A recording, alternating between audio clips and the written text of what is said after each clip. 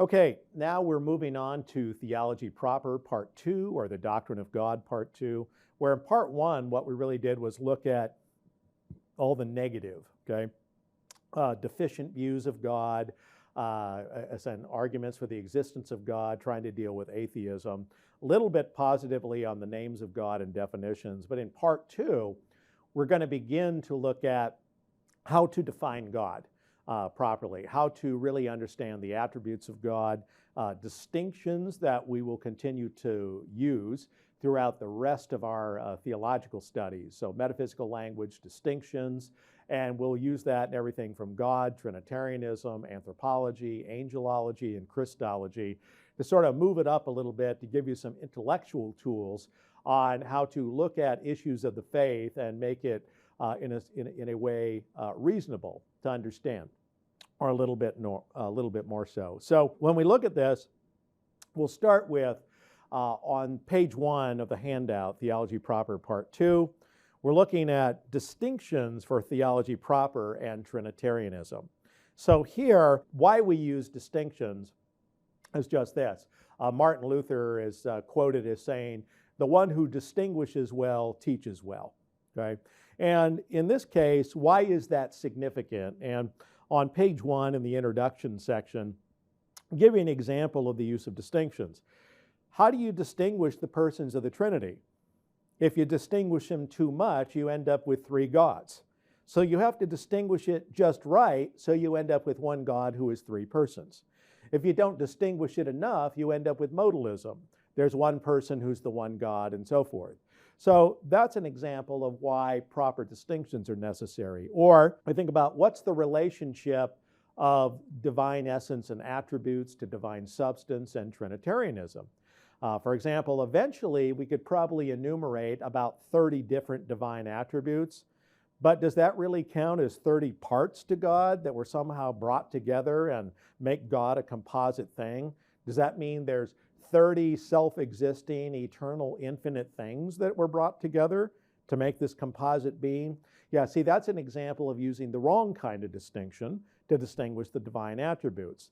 And we compromise our concepts of God when we go too far, because then we'd have to ask the question, well, who put the parts together? Where's the personality? If I've got 30 infinites, doesn't that make 30 gods? If I have 30 eternals, doesn't that make 30 gods who are just somehow in a cluster? Yeah, so maintaining true monotheism and a true Trinitarianism, to do that, we really need some good, useful distinctions in metaphysical language, which we could spend a lot more time on, but I'm going to give you the basics on. Another area where this comes up is when we get to theological anthropology, we're looking at the concept of how do you distinguish soul from spirit, okay? And that will be significant because it'll make a difference on whether you're called a dichotomist or a trichotomist. Do you cut the human constitution into 3 distinct substances, or by being a trichotomist, or 2 distinct substances, where the soul and spirit are actually terms that refer to one non-physical spiritual substance. And yet the terms, we'd say, maybe formally distinguish intellectual properties of this non-physical substance from the non-physicality of the substance, hence soul versus spirit. And so, later it's going to be significant because when you're trying to explain how human nature works, fact is you want to think about the scriptures like love the Lord your God with all your heart, soul, mind, and strength, and your neighbor as yourself. And you get these lists in scripture. Well, again, do we posit a new substance for everything in the list? Or do we have to now formally distinguish it, modally distinguish it, or something more? So lastly, we start thinking about the distinction of body and soul, how we distinguish all of these in the person of Christ in the incarnation. How is he a God-man with a fully divine nature and a fully human nature? All of these are going to come back to help us have a more reasonable and rational understanding of these things. So to begin with, on page 1, we look at types of distinctions. And while, again, there's a lot of ways of distinguishing things, roughly, you could probably end up with 15 or 20 different ways with a lot of conceptual overlap between them.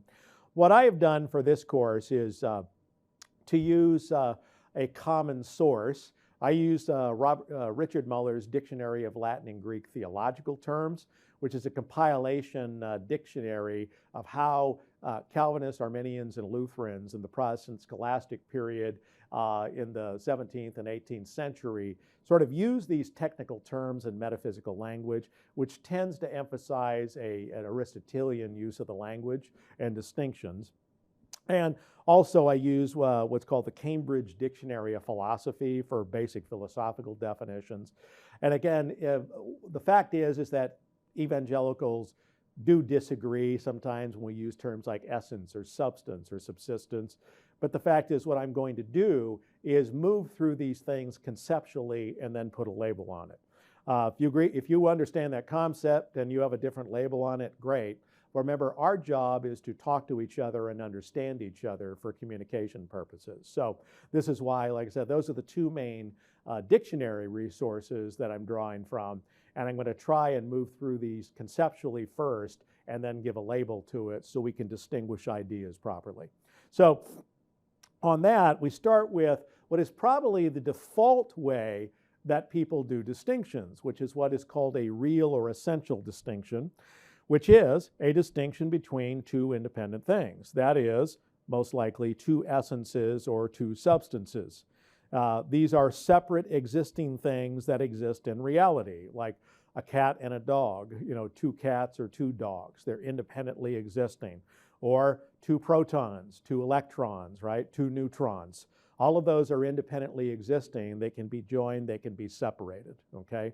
So the idea that an intellectual distinction is saying, okay, I'm making a distinction saying these are two individually existing things. But individually existing things, like a body and soul, can be conjoined together or can be separate.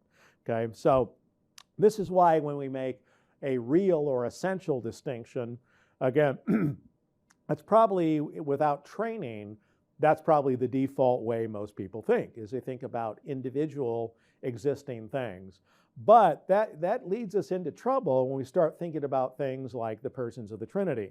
If you're going to really or essentially distinguish the persons of the Trinity, you end up with tritheism. You end up with three independently existing, numerically distinct substances or three gods. So we can't do that because when we move to the doctrine of the Trinity and look to the principal objections, what we're going to do is try to understand that most of the anti-Trinitarians, and remember like Jehovah's Witnesses and Oneness Pentecostals and others, Unitarians, most of these people, remember, are not just non-Trinitarians, they're anti-Trinitarians. Muslims are anti-Trinitarians. Why? Because in their minds, they think that three persons necessarily means three gods. And so that's why for us to maintain true and faithful monotheism, we have to understand and properly distinguish the persons of the Trinity, which will help us in our apologetic to the anti-Trinitarian sectarian groups and cults and world religions and so forth. So that's how a real essential distinction is one of the first ways it's going to help us. But then, now we move conceptually to, instead of distinguishing between independently existing things, now how do you distinguish within an individual existing thing, within a single thing? There are a couple of ways we're going to do that. The first way is what is commonly called a formal distinction, which is, by definition, it says in the mind, there is a distinction between the different ways of conceiving one and the same thing. This distinction, for example, can be logical or grammatical. This is known as a mental or intramental distinction and is used for some types of things that do not exist separately or independently. So what we're doing with this is distinguishing really the properties of a thing, okay, or formal aspects of a particular thing. So for example, commonly given as we talk about something like a red ball, okay? Now, if you have a red ball, it's one thing, but we can distinguish redness from sphericity in the red ball, okay? Redness is not sphericity. Yes, it's one red ball, okay? So that's an example of a formal distinction. We're distinguishing the properties of the thing. And in this case, a good number of theologians will use a formal distinction to distinguish the attributes of God. Okay, because for example, things we can say about God, properties about God, all right, would be like, okay, God self-exists. God has all power. God is everywhere present. God is loving. See, these are technically our formal aspects of God, but we'll see later there's probably a more precise way of stating these things to guard certain other doctrines. So by that, let's look at a couple of other ideas here, because now let's move on from formal distinction to the concept of a modal distinction. And I know for some of you in apologetics, I said modal and your alarm bells went off because you're thinking modalism as a heresy. Yeah, no, a modal distinction doesn't mean modalism as a heresy.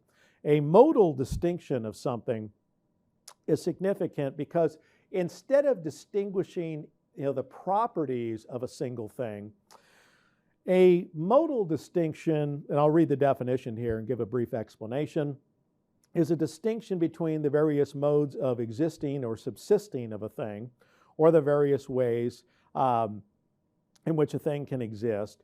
So the nature of the object being analyzed will determine the type of distinctions that should be employed. So, for example, whereas a formal distinction distinguishes between formal objects or properties of a thing, key point here, the modal distinction, okay, considers the distinct way the entire essence in all of its properties exists, okay? Now that's important because now we move on to thinking about, all right, now we have a particular essence, which I'll get to a little bit later, but the essence is the whatness of a thing, or all the necessary properties that make a thing precisely what it is and not something else. So now we think about something like a water molecule, all right, H2O, or a gallon of H2O, right? You get a gallon container of H2O, well, it's H2O molecules. And yet those H2O molecules, one way or manner in which they can exist is in a solid, right, or frozen way, okay? It's still H2O, but we're examining the state or the mode that it's in, okay? But it's still H2O. You heat it up a little bit, and now it's liquid water. Still H2O, same essence, but different mode. Then you move on, you heat it up a little more, still H2O, but it's in a gaseous stage, okay, or mode. So this is why when we think about solid, liquid, gas, water, we can argue that those are modes of an essence. And by the way, too, I'm going to ruin all of your Trinitarian illustrations because, yeah, the modes of water is not an illustration of the Trinity. It's an illustration of how things can exist in modes. The Trinity is unique, and that's why there is never going to be a perfect illustration or analogy. Why? Because you can't get the same gallon of water to exist simultaneously and wholly as in a solid, liquid, and gas. A third of it could be solid, a third of it liquid, and a third of it gas, but you don't have the entire gallon simultaneously. So that is either is going to lead conceptually to modalism or tritheism or something else, but it is a great example of a modal distinction, okay, the various way or manner in which an entire essence can exist. So that's the concept of a modal distinction. So next we move on to a fourth way of distinguishing, which is called a distinction by reason of analysis. This is important because we can have fictions in our mind, for example, like creating everything from Tatooine to Harry Potter universe to a unicorn, but or a Pegasus, but let's start with the Pegasus. See, I might have a concept of a Pegasus, and I can make an intramental distinction between a Pegasus and a unicorn, but it doesn't have a foundation in an extramental reality, okay? So to begin with, so when we look at distinction by reason of analysis, see, it's a rational distinction that has its basis or foundation in an external thing. It is not merely an instrumental or an intramental rational distinction. And this is why it's important that here what we've got is a proper intramental distinction. I can distinguish, God's loving kindness from His justice. Okay, that's a proper intramental distinction, but it's grounded in an extramental reality, which is God Himself, who has demonstrated these things.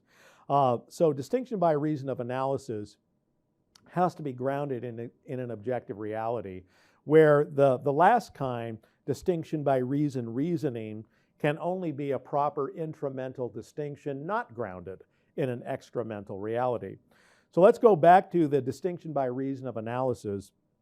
Sometimes people will use this to distinguish the divine attributes, and especially those who hold to classical theism and would have a pretty strong view of divine simplicity. Because one thing we don't want to do is in any way make God made of parts, okay? Because the second we make God made of parts, we have to say, okay, well, if God is made of parts, are they infinite parts or finite parts? Who put the parts together? And that somehow that leads to a problem with God's independence, God's immutability and things like that, according to a classical theist perspective. So some have used the distinction by reason of analysis, which has to do with sometimes called a virtual distinction, which is when it comes to the attributes of God, where we see God as a being, and a genuine existing mind-independent being produces effects, and that's the virtues part, a power or an effect. So we see the effects that God produces either by his actions or revelations, and from that we can state that properly now I can distinguish that this is a being who has all power, this is a being that has all knowledge, this is a being that self-exists, this is a being that is all loving, and so on and so forth. So, but we don't have to divide God into parts to be able to have these distinct attributes. So those are the 5 basic ways that we're going to be using distinctions throughout the rest of Essential Christian Doctrine 1, Essential Christian Doctrine 2. So we'll take a break now and come back and start to look at our metaphysical or ontological language that we'll be using for the rest of our coursework. Thanks.